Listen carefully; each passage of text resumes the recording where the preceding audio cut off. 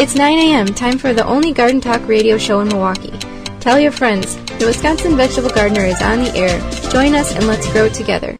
Coming up on the program today, it's all about why you got into gardening. Who influenced you? We want to hear your story, as well as what is the Mittleider gardening method. It may not be the method for all of us, but we'll go over what it is and how it works, as well as Jan Bujan, and she is gardening with Grandma. All that plus your garden questions. Garden Talk Radio's on the air, and it all starts right now. Welcome to the Wisconsin Vegetable Gardener Radio Show with your hosts, Joey and Holly Baird, some of the realest gardeners that you'll ever know, always willing to share their knowledge, mistakes, and working to grow together. Founders of the WisconsinVegetableGardener.com that contains over 1,100 garden videos to show and teach others to grow some of what they eat. Join them for the next hour as they cover practical gardening information that has worked for them and more. Now here they are. It is the Wisconsin Vegetable Gardener Radio Show on 860 AM WNOV and W293CX 106.5.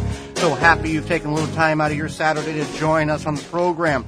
Whether you're listening through the TuneIn app, the Simple Radio app, or anywhere in between, possibly through the WisconsinVegetableGardener.com website. I am your host, Joey Baird. Beside me is my wife, co-host, best friend, and gardening partner, Holly Baird.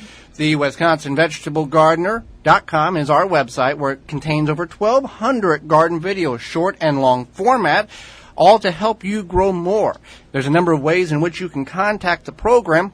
One is you can email us at twvgshow@gmail.com. You can use our Twitter handle at twvg, or you can call into the Ivy Organics 3-in-1 Plant Guard hotline.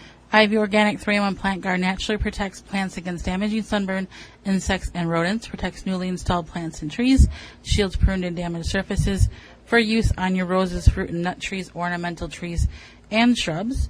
This product is non-toxic, environmentally safe, and organic. For more information, you can visit ivyorganics.com. And again, you can call in to that line at 414-444-5250. That's right. We're going to start the program out. It's about who influenced you in gardening and why. You're welcome to call in. We're wanting to hear your stories. The phone lines are open, easy access, immediate access on the line with us at 414-444-5250. We're going to tell you our stories, and then we hope to hear from you. Holly, why don't we start with you? Who influenced you to garden and why? Or where did that come from? I don't know if it was an influence as much. Maybe it was an influence, but I grew up in basically in West Dallas, and we had a small lot. Yeah, it wasn't like a farm or... Oh, heck no. No. I think people on some city lots had bigger lots, but we had a tiny lot. It was like I would refer to it as the size of a postage stamp. Okay. So, but we had this small garden. It was about 4x4, and we had a compost pile. I'm not really sure where that came from, but that's okay. It was nice to learn about composting and what to do with your food scraps and whatnot. But anyway, we didn't start plants. I didn't realize that there were plant starts that you could buy and or start. We would just put our seeds in the ground on Memorial Day weekend. Didn't matter what it was. Didn't matter. No, just that's what happened. So, and we always had peas. We always had zucchini, tomatoes, and usually peppers. I think peppers kind of depended on the summer, but I remember those. And then I kind of got away from gardening after I became, let's say, an adult. And an entrepreneur. An entrepreneur. Is that what it is? I guess that's what you did for a while. Well, I lived downtown for a while, so there was like no gardening going on there. And you weren't familiar with balcony gardening or anything like that? No. Container gardening? No. So, but I always did go to farmers markets because I always belonged to co-ops, food co-ops. So when I lived in La Crosse, I belonged to theirs, and now I belong to Outpost. So the importance of local food and being involved with your food was important to me as well. And my parents are cool people.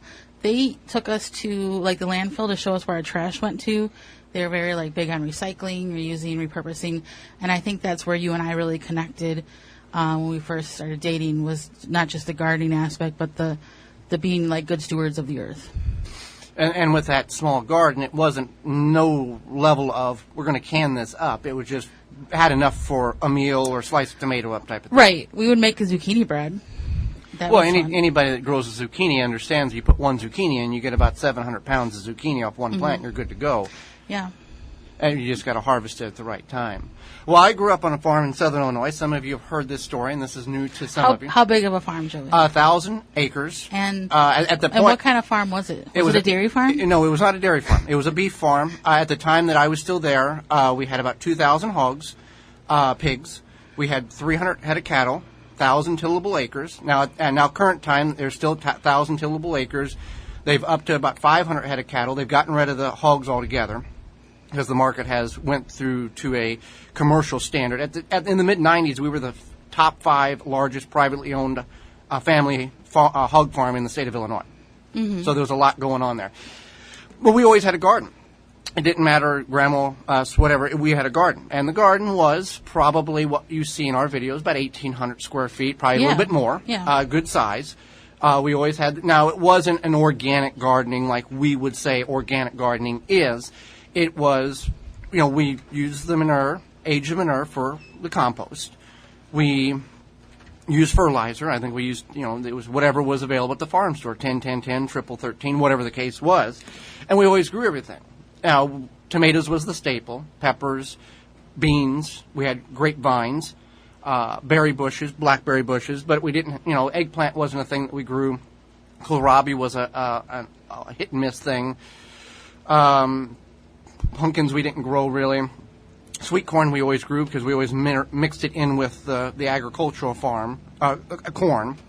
So we always had a large corn crop there. So it was always something, it wasn't something that was focused on, okay, we're going to spend time in the garden every day, because the primarily focus was the farm. The garden was, we took time, but it wasn't something that we spent hours. It wasn't our sole purpose. No, but I remember when we were dating, you had your own little garden. Right. And you would bring me tomatoes. Mm-hmm. Because that's how you knew that was the way to my heart. Yeah, the tomatoes. Yeah. Okay. That's how you won me over. But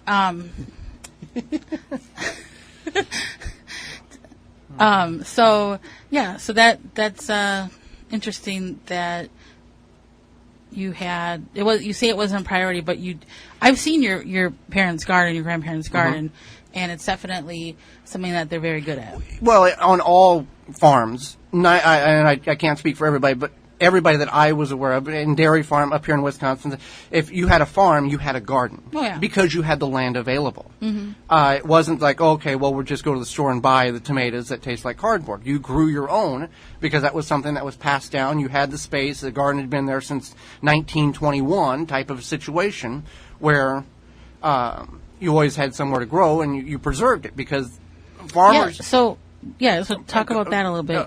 With the preserving? Yeah. Okay.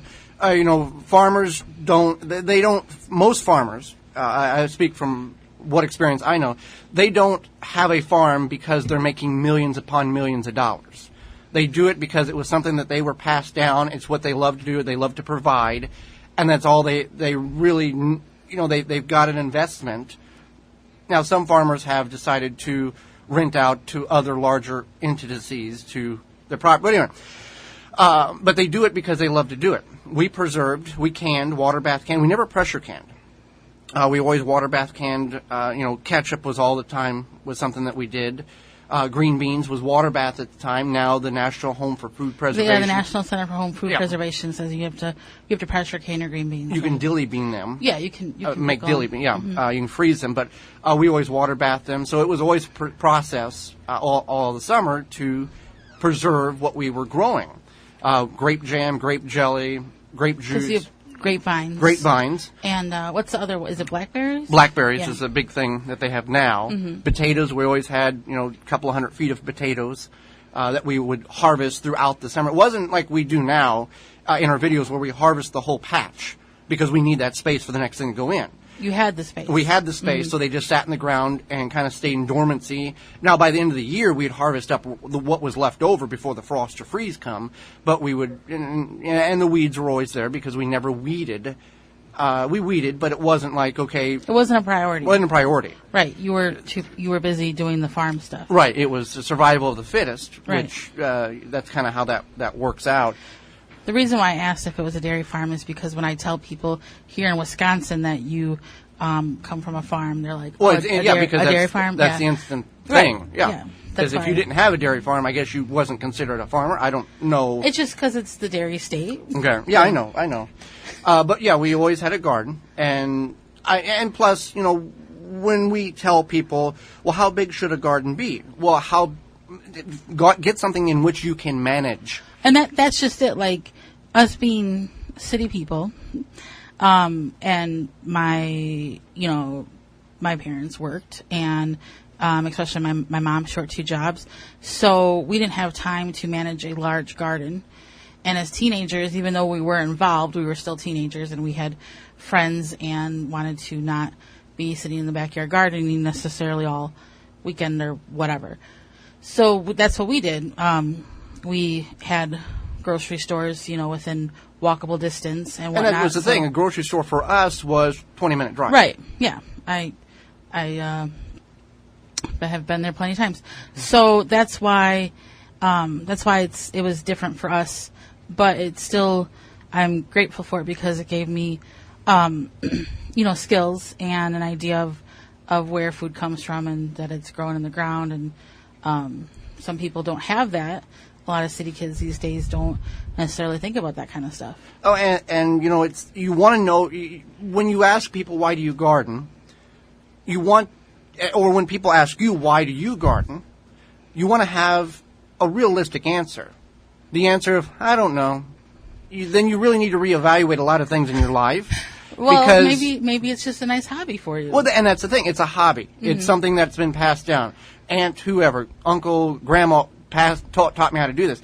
Now, I just do this because when we start doing things in life just because, we need to reevaluate where our priorities are setting, because then we're just going to do whatever whenever we want for no apparent reason, and the outcome may not be what we expect. Yeah, but sometimes if it's just something that you enjoy, maybe. And that's the thing. If you say, I enjoy it, okay, good. Right. That type of thing. Well, when we come back, we're going to go over a topic in which some of you may have never heard of, and it's new to many people. It's called the Mittleider gardening method. It's been around since the 70s, and we're going to go over what it is, how it works, and the reasons why Holly and I do not practice this particular garden method right after this. 24/7, 365. The WisconsinVegetableGardener.com has all the gardening information you need, videos, digital magazines, replays of shows, and more.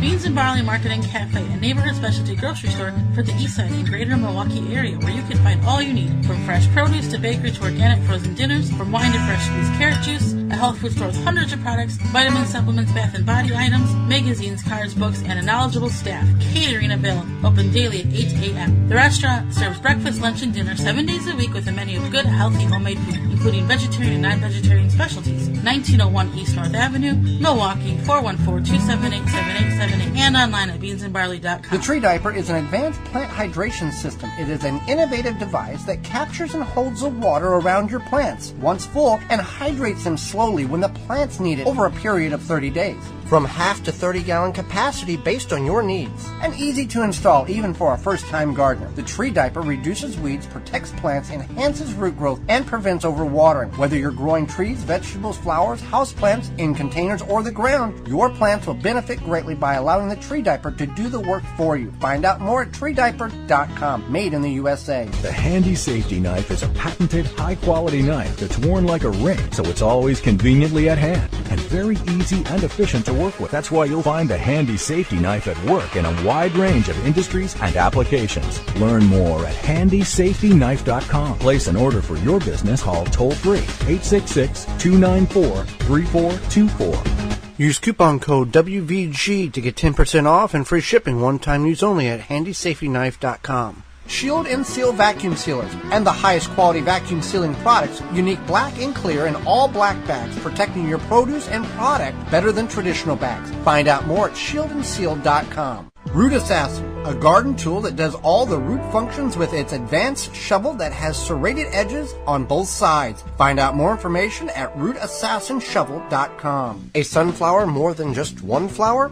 This garden fun fact is sponsored by ManureTea.com. Get your 3-pack today. Drop the tea bag in water, let steep, and feed your soil, not your plants. 100% organic. Find out more at ManureTea.com. Always free shipping. Sunflowers are some people's favorite flowers, and you may look at it as being one single flower. But both the fuzzy brown center and the classic yellow petals are actually 1,000 to 2,000 individual flowers, held together by one single stalk.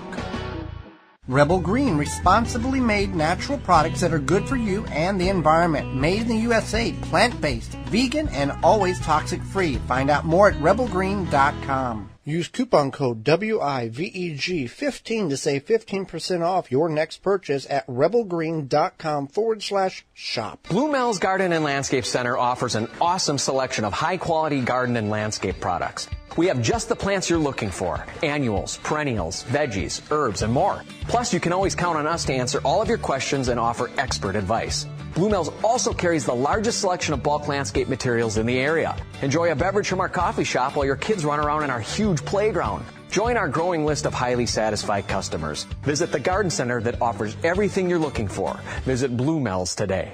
Blue Mel's, 4930 West Loomis Road, 414-282-4220. The Wisconsin Vegetable Gardener is brought to you by the following: Handy Safety Knife, BioSafe, Tall Earth, Chapin International, The Plant Booster, Ivy Organics, Woodman's Market, Blue Mel's Landscape and Garden Center. Find all sponsors at the WisconsinVegetableGardener.com and thank them for their support. Now back to the Wisconsin Vegetable Garden Radio Show with your hosts, Joey and Holly Baird. There's all different types of gardening methods and techniques, from raised beds to ground garden to container gardening to hydroponics to aquaponics. And there's another one called the Mittleider gardening method, which some people swear by. Some people believe it's the go-to of all go-tos garden methods. We're going to go over what it is and then the reasons why we choose not to particularly practice this method of gardening on our location of our little piece of land. Right. So the Mittleider, Mr. Mittleider came up with this method in the mid-70s-ish, and he was from the West, so he was from like Utah and then eventually moved to California. So I didn't look into why he came up with this method, but I have a feeling it was probably because of possibly soil. Well, also, if we look at a different method, the square foot garden method, Mel Bartholomew, he created that one in the 60s, early 70s to maximize square foot planting to get more in one spot. So It may have been one of these things that it was a necessity. Yeah, that would make sense. Yeah. But Mittleider also did a lot of hydroponics, which is when you grow in the water. If you're not familiar, you grow your plants, you add the nutrients to the water, and that's how your plants grow. So that's, this is probably where part of the soilless, because this is a soilless method of gardening, and what you end up with is about 50 to 75% sawdust, or you could use like peat moss, and then about 50 to 25% sand, perlite, or styrofoam pellets. So it's a soilless growing method, but that is the medium which the plants attach themselves to. Right. And then Yeah. Yeah. So you have a box, like you're not just going to put this on the ground. This is basically a container. Yeah, a container or like a raised bed type situation. You're not going to just put this stuff on the ground and hope that it doesn't blow away wash away. Wash away. So you're going to do like a box type situation, and then what you do is you put the heavier stuff like the sand in the bottom, and then you put the sawdust or the peat moss on top. Now, peat moss, if you're not familiar, it's a great filler. It retains moisture very well. It retains moisture very well. However, there's no nutrients in peat moss. It can make it does have that retaining moisture to it. And people will say, oh, we don't want to use peat moss because it's destroying the bogs. We're going to use cocoa coir, which is the ground up cocoa fibers of the coconut industry. But the peat bog thing is not really accurate. It also depends on where you live. In the UK, they have peat bogs that are just overflowing with this peat. And it's good to use it there because it's there's so much of it. Right, and if you're on the coast, obviously cocoa coir is much more readily available than shipping stuff from Canada. But he used sawdust. Okay. So that's what you're doing. So then, what you need to do is you need to feed the plants. So they're getting the nutrients from what you're putting into that mixture. It's not really a mixture, it's like a layer. Right. But yeah. In traditional organic gardening, you make the soil healthy, which feeds the plants, and that's how the rotation goes. But so this is going back to kind of like his hydroponic thinking. Okay. He has a medium, and he's putting the nutrients in there to feed the plants. Right.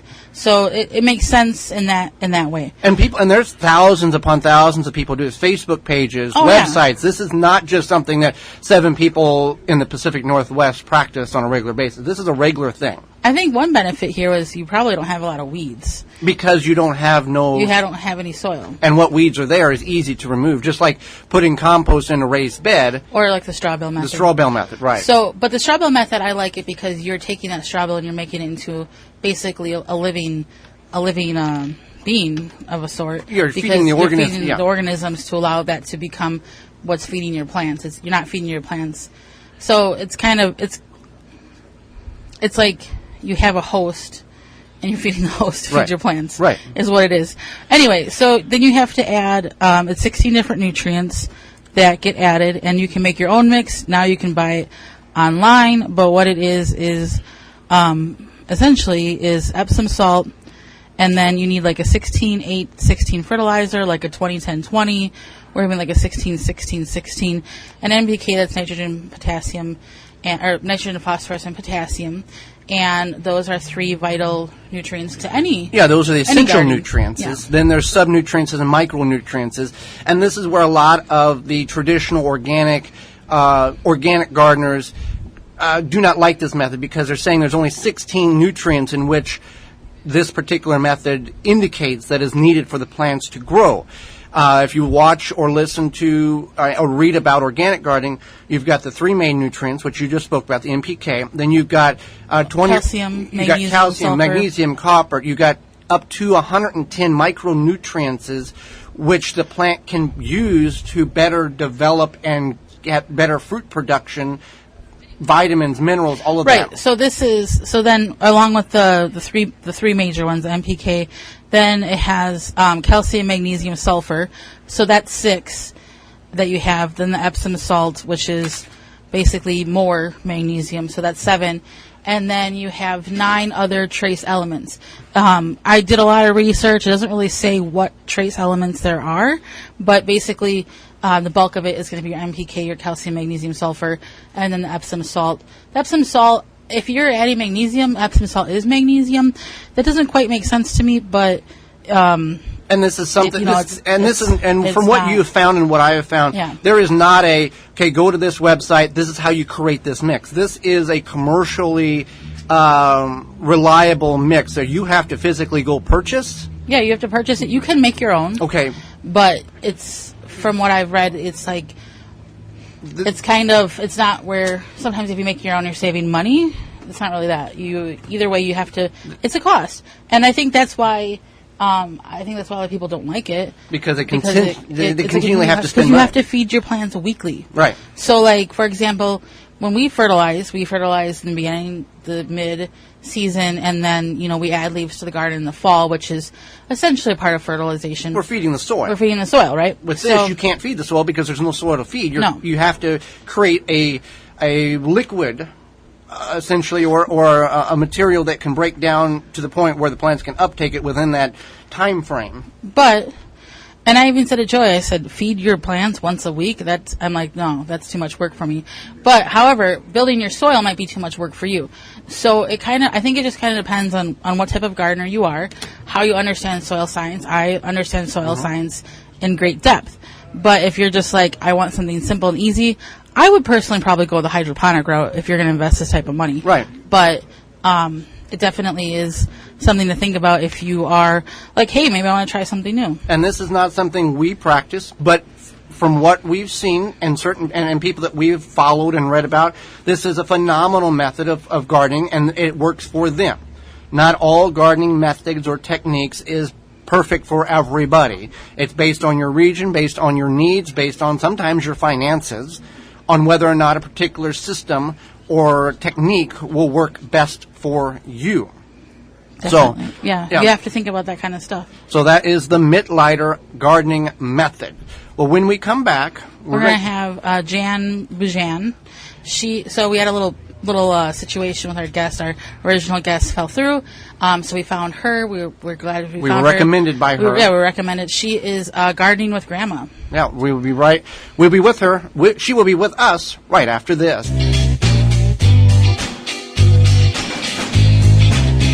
Got a question? Email the show at twvgshow@gmail.com.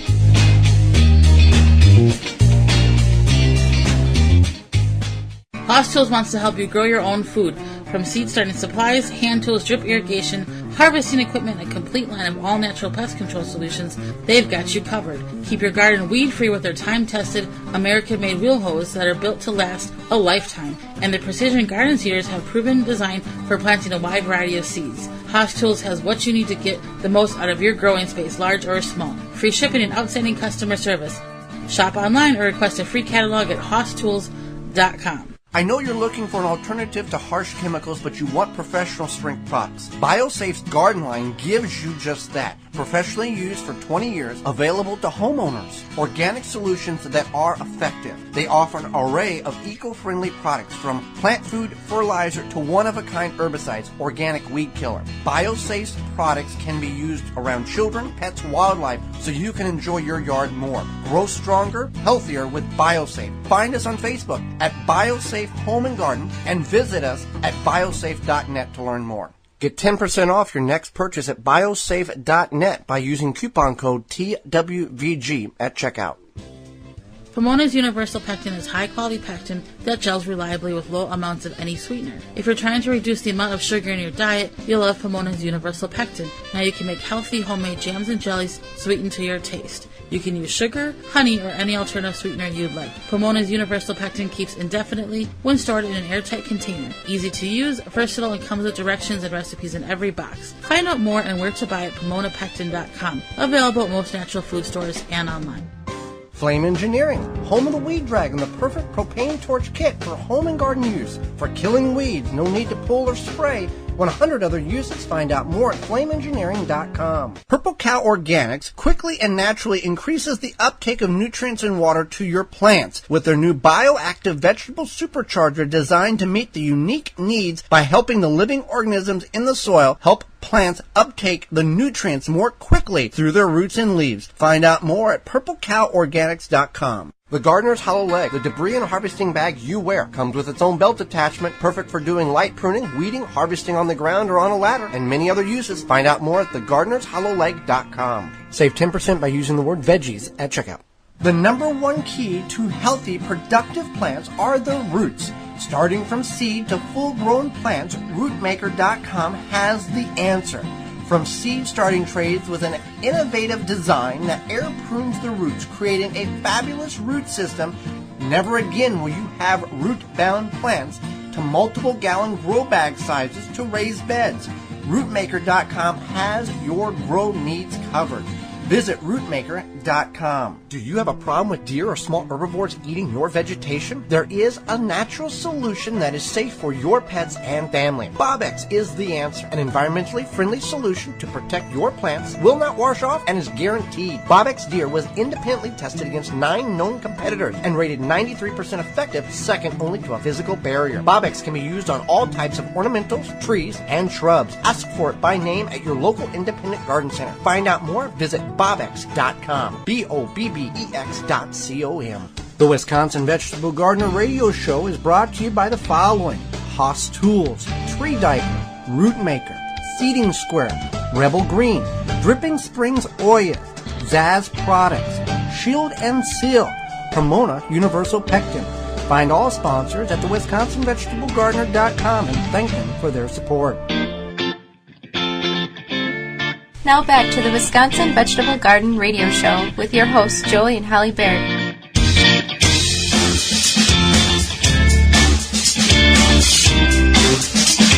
There's a lot of things going on in the city of Milwaukee. Blue Mel's Landscape and Garden Center is one of them, and they have all the things you need. Bulk material, landscape.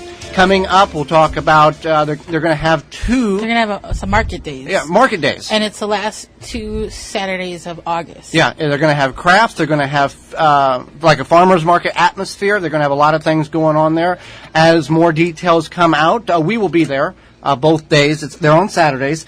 We will... I think it's the 18th and the 25th. Okay. That sounds right. Yeah. So, yeah, and it's from 9 to 1 or 9 to 2, somewhere in that realm. And go to bluemels.com. Go to bluemels.com. They have all the information there. And if you still need mulch, landscape material, sand, gravel, they have all of that. And I'm sure they'll have fall plants pretty close to in about a month from now, if not sooner. And if you just want a good cup of coffee, they have the coffee shop on the premise as well. You can find all of that at 4930 West Loomis Road, just off of Layton, and find them at bluemels.com. You can call them at any time, 414-282-4220. Well, Holly, let's go to the Ivy Organics 3-in-1 Plant Guard hotline and bring in our next guest. Jan Bujan is a blogger on In the Garden with Grandma, which is a website devoted to gardening with children and helping to grow the gardeners of tomorrow. It's a place where families are encouraged to unplug their devices and together plug into Mother Nature instead. Welcome to the program, Jan. Thank you so much for having me, Holly and Joey, because I've been a listener of your podcast and radio show for the last couple of years, so it's fun to be here with you. Well, we appreciate you taking time out of your day to share some of your gardening knowledge and wisdom with all of us. Great. So how did you, the show is kind of focused today on who influenced us to get into gardening and why, so we'll ask you that question. How did you get into gardening, and talk about how and who influenced you and why you chose to go that route of gardening?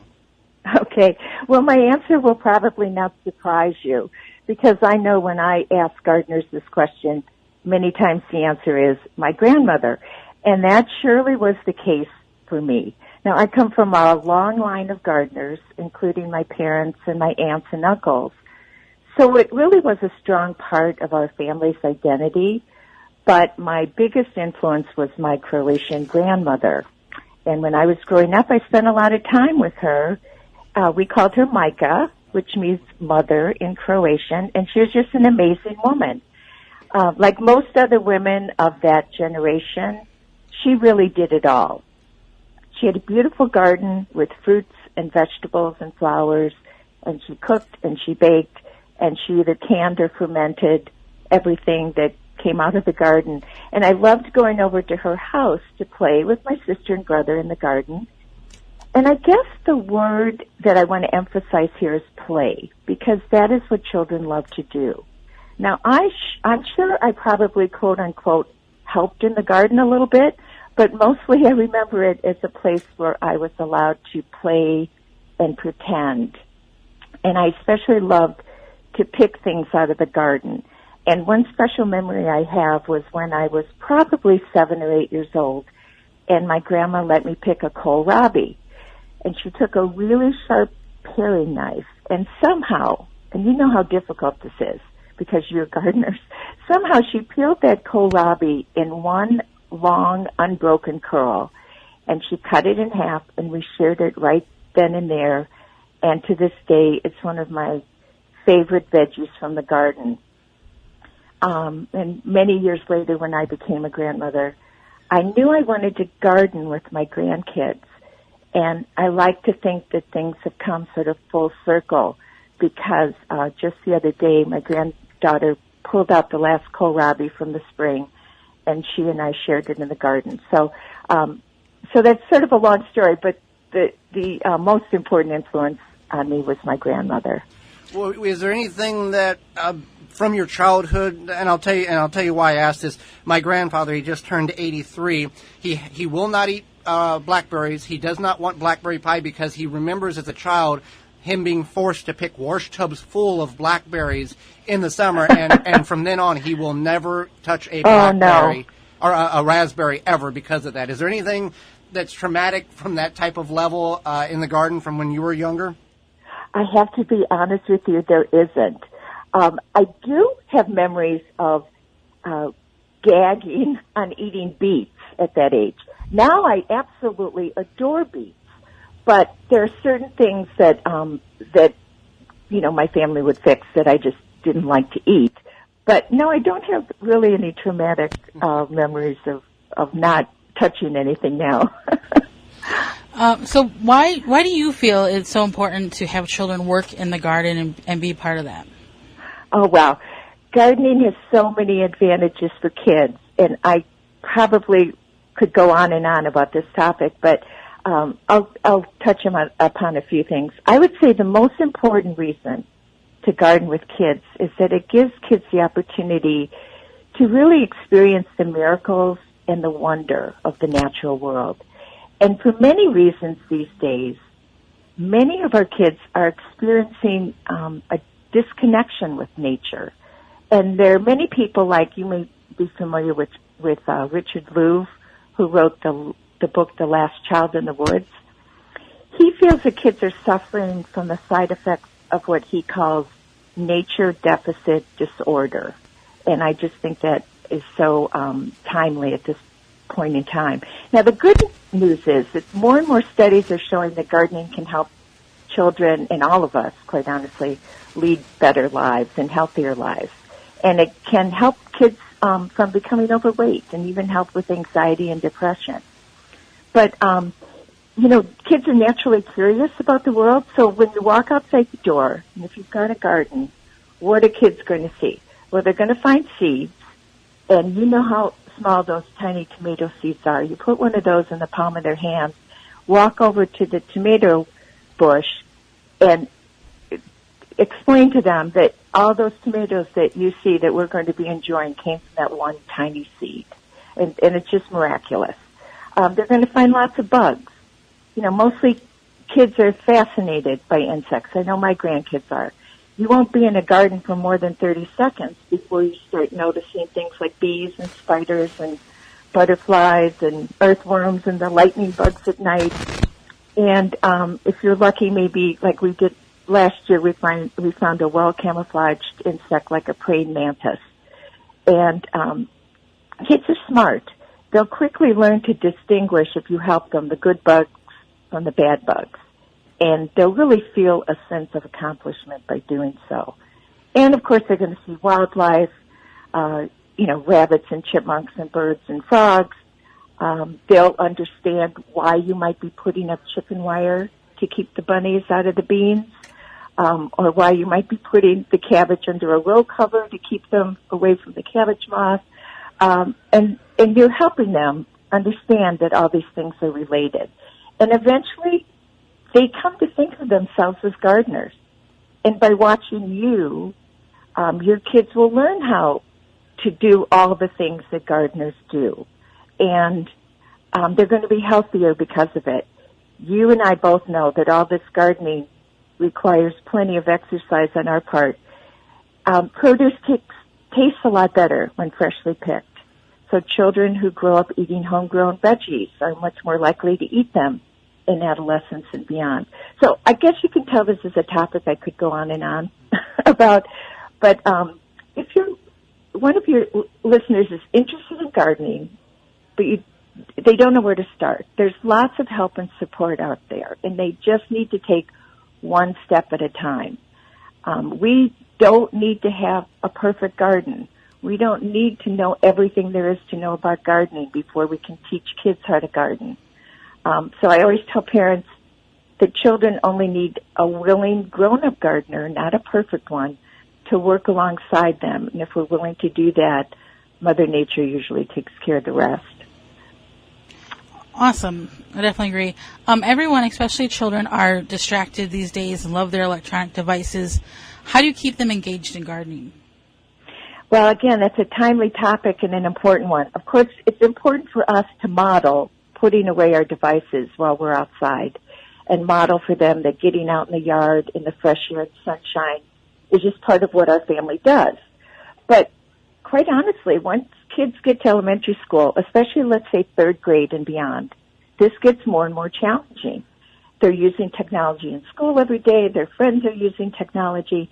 Now, I'm of the mindset that there can be a good blend of technology with the garden. I mean, how many of us have used the internet to look up why a tomato plant is having a problem, right? You can see the picture and help to identify the cause. But Mother Nature's pretty fascinating and has the ability to capture kids' attention. And so every so often have the kids maybe conduct an experiment outside that uses instruments like a soil thermometer. Do experiments that check to see what kind of soil you have in the garden.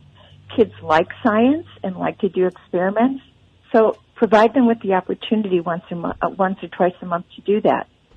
If your child has a science fair project to do, see if they might be interested in one that has to do with plants and horticulture.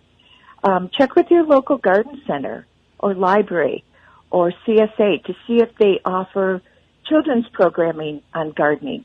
My grandkids just finished their second year of an excellent kids garden club that was offered at a local garden center, and they just loved it. It's a way for kids to meet new friends and have another tribe to hang out with kids of similar interests. But we can use technology too. My granddaughter's at the age now where I can hand her my iPhone that still has the old iPhone that has the camera feature and ask her to go around the yard and take some pictures. And I love to see what she comes up with. There are interactive nature and gardening websites for kids that explain something maybe, let's say, like pollination. There are TV shows about nature that are great resources for us. And so I think there's a way to blend the two together. So we always have practiced or preached the use what you already have in the garden. And you've got some things. What are some items that you can reuse in the garden, for kids to make gardening easier that you don't have to go spend money on? And if they do, like, break it, it's not a whole lot of loss for you. Okay. Let me think. Well, first of all, kids and water kind of go together like peanut butter and jelly. And so when you're working in the garden with younger children, now I'm talking about, first grade and under, let's say, watering plants is a great activity, and they will gladly take part in it. But watering cans can be less than kid-friendly. They're heavy. They do require some skill to use without wasting water. They empty quickly, and so you're filling up the watering can more and more, spending your time doing that. Garden hoses kind of fall in the same category. They're kind of unwieldy. So eventually kids get old enough to handle those, but in the meantime, you can do this really cool gardening hack. And there's a 2-minute video on my website, but let me explain to you how to do that. You get a hammer, a small hammer, a nail, and some empty plastic drinking water bottles, anywhere from 12 ounces to, let's say, 1.5 liters. The bigger bottles are for the bigger kids, and the smaller ones for the small kids. So put lids on the bottom, use the nail and hammer, and make about 6 to 10 holes on the lids on the top. And then fill these with water, and now you have a manageable, lightweight watering tool that even toddlers can use. And the water won't pour out all at the same time. They kind of have to squeeze it a little bit to get it to work. And I even use these. They're perfect for watering, let's say, window boxes where you don't want to lift up a heavy watering can, or to do containers around the garden or the patio. And so, again, if that's not clear, just go to my website and watch the little video that tells you how to do that. That definitely is a great tip. Now, you referred to your website just now. How do people find out more about you and your website, especially to watch that great video? Okay. Well, my website is called, appropriately enough, In the Garden with Grandma. And Grandma is GRANDMA.com. And it's been up and running since January of this year. It's where you can find my blog and download a growing list of resources that I have on gardening with children. Also, I encourage your listeners to email me with any questions that they might have and let me know what help you might be needing with in the garden. You'll find the link to that email on my website. Also, please follow me on Instagram and Facebook at In the Garden with Grandma, and I post tips and ideas almost daily about gardening. So that's where you can find me. Well, Jan, we greatly appreciate you taking time out of your day to join Holly and me and share your gardening wisdom with all of us. Well, I'll tell you, this has been a real treat for me. Thank you so much. Absolutely. And when we come back, it's going to be your garden questions and our garden answers right after this. If you have a gardening question, now is the time to call in on the ivorganics.com 3-in-1 Plant Guard hotline at 414-444-5250. Mycorrhizae is a beneficial fungus from PlantSuccessOrganics.com that will greatly increase your plant's germination, ability, and healthier root structure. You can increase seed sprouting, root growth, and general plant germination. Mycorrhizae can be used with hydroponic root cutting, seed sprouting, cocoa coir, and soil. PlantSuccessOrganics.com carries powder, granule, and tablet form of mycorrhizae. Increase the level of mycorrhizae in your soil to give your plant the optimal opportunity to produce incredible harvests. For more information and to purchase, visit PlantSuccessOrganics.com. Garden seeds do not have to cost a fortune, just 99 cents at migardener.com. Now with over 450 varieties of non-GMO, heirloom, and organic flower, vegetable, and herb seeds available year-round. Pay less and get more seeds. Shipping as low as $2.50. That just makes sense. Go to migardener.com for seeds and garden needs, tools, and special blend fertilizers. migardener.com. It's that simple. Family owned and operated.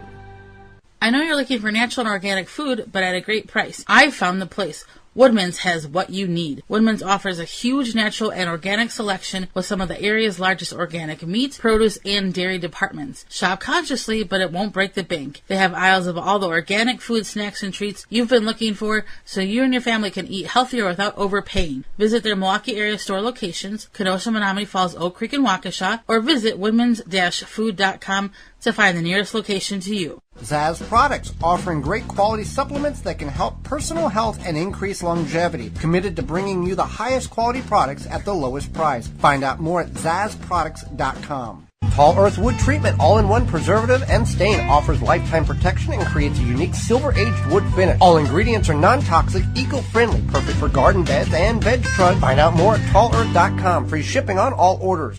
Use coupon code WISCONVEG to save 15% off orders placed at tallearth.com. Do you enjoy hanging baskets but struggle to keep them properly watered? The Plant Booster Self-Watering System is a mechanical system that will ensure optimal soil moisture at all times by reacting to the weight of each plant. The weight of each plant tells the system how much water it needs. Unlike a timer-controlled system where all plants get water at the same time, whether they need it or not. Also ideal for condos or apartments with no outdoor water source. Check out details, videos, and extensive explanation and ideas for application at plantbooster.net. Blue Mel's Garden and Landscape Center offers an awesome selection of high-quality garden and landscape products. We have just the plants you're looking for: annuals, perennials, veggies, herbs, and more. Plus, you can always count on us to answer all of your questions and offer expert advice. Blue Mel's also carries the largest selection of bulk landscape materials in the area. Enjoy a beverage from our coffee shop while your kids run around in our huge playground. Join our growing list of highly satisfied customers. Visit the garden center that offers everything you're looking for. Visit Blue Mel's today. Blue Mel's, 4930 West Loomis Road, 414-282-4220. The Wisconsin Vegetable Gardener Radio Show is brought to you by the following: Flame Engineering, Eco Garden Systems, Bobex, Plant Success, Beans and Barley, M.I. Gardener, Outpost Natural Food Co-op, Root Assassin, Manure Tea, The Gardener's Hollow Leg. Find all sponsors at the WisconsinVegetableGardener.com and thank them for their support. Now back to the Wisconsin Vegetable Garden Radio Show with your hosts, Joey and Holly Baird. If you got a question, you can certainly call into the IV Organics 3-in-1 Plant Guard hotline. IV Organic 3-in-1 Plant Guard naturally protects plants against damaging sunburn, insects, and rodents. Protects newly installed plants and trees, shields, prune, and damaged surfaces for use on your roses, fruit, nut trees, ornamental trees, and shrubs. This product is non-toxic, environmentally safe, and organic. For more information, visit ivorganics.com. You can call right now with your question or comment to 414-444-5250. We had a great question come in over the week. At this point in the season, I've got a lot of fruit development on my tomato plants, but virtually no flowers left, which worries me because I'm hoping to have tomato production into September and hopefully even October. What can I do to get more flowers to come along? Well, it depends on your tomato plant. This is from Brian from Philadelphia. I think Brandon. Brandon from Philadelphia. So basically there's different types of tomato plants. There's determinate and indeterminate and semi-determinate, and indeterminate is the vine. Determinate is like a bush variety, and then determinate will grow a certain amount of fruit and stop growing. Mm-hmm. Indeterminate will grow until the weather kills it or you kill it. Right. And then semi-determinate is kind of a combination of both. So first of all, you want to make sure that if you do have a determinate variety, then you're probably not going to get continual harvest. It's just going to put that one harvest on. But if it continues to be a problem, if when the fruit is ready to pick, even if it's like half red or whatever color, yellow, orange, it ripens from the bottom up. It ripens from the bottom. So when you pick that, then it's going to continue to put flowers on. Plants are designed to reproduce, and that's what they want to do. If they feel that they are not going to have a chance to reproduce, that tomato is just sitting there on the vine, it's not going to continue to put flowers out. You can also continue to water it, keep good water to it, and if the temperatures exceed 90, I think it's 92, 93 degrees, the pollen will be dead, it dies in the flower in most instances, and you're not going to get production off that, which we don't have that heat right now, and then based on the temperatures there, you want to just continue to pick your fruit, keep the plant watered, and you will have, and if it's an indeterminate plant, you will continue to have a production of tomatoes. Yeah. So So be patient. another question is, can you mulch year-round? Is there a better time to mulch than others? You can mulch There's year-round. no problem with mulching year-round. Right. So you can mulch during the summer. However, it kind of depends on what you're going to mulch with. Like, for example, if you want to use leaves, which we highly recommend, definitely collect those leaves in the fall, get them onto your garden. They'll break down over winter. And all of ours were gone by June. Yeah. We put 2,000 pounds in our garden. We put a crazy amount of leaves in our garden. So you want to keep that in mind, is that you might have some spring mulch, but then plan ahead once they break down in June so that you can mulch throughout the summer as well. Pine needles work very good. We have found, and the myth is pine needles will make your soil acidic. Not the case. It's because they have been dropped from the tree. Right. And they're acidic on the actual plant. Yeah, on the tree. But once they drop from the tree, they lose that acidity. And we have found that it does attract slugs for some reason. We had a lot of slugs in the front yard garden that we had pine needle mulch on last year. Straw works very, very well. You don't want to use hay. Hay is the grasses. Straw is the stalk or the byproduct of the grain. So straw works very well. And it's the chemical-free dry grass clippings is also a good means of mulch. So what that means is that if you have somebody or you yourself spray your grass with chemicals, you don't want to use that in your garden, especially if you are growing organically, because even though you may have cut the grass, it's dried, that can leach into your soil because chemical fertilizers are water-soluble, which means that they cling to water, or not water soluble, which means that they cling to the water droplets, essentially, and then they continue to flow into the earth. And even if you do not have something planted in a bed, and it's fallow, there's nothing there, you want to cover that bed up to preserve and to keep the microbial life, the soil web, healthy. Anything in nature, prairies, non-agricultural fields, woods, they all have some type of barrier covering the soil to protect the soil life. So even if you have nothing going on there, cover it with something natural. Nature provides grass clippings, straw, whatever the case is, to keep that soil healthy. Because we've seen what happens if we have a bed that's exposed to the sun and there's nothing there. It gets dry, it gets cracked, it really looks dead. So keep that in mind. Cover up the soil, regardless if you're planting or not planting, and you're just going to let the bed go fallow for the year. So we harvested garlic this past week, and it drummed up a lot of questions on social media that related to garlic. So I'm going to address some of those. How do you store so much garlic, and it won't dry out before you get to use it. We harvested at the Large Gardener video about 75 bulbs of garlic. Now, we've planted up to 150 before, and that was way too much. But 100 is about what we want. And in the sister-in-law, Holly's sister, we do about 20 there. So the way we dry it, we cure it. We let it dry entirely for 3 to 4 weeks. Then we trim the tops off and the roots off like you would see in store-bought garlic or farmer's market garlic.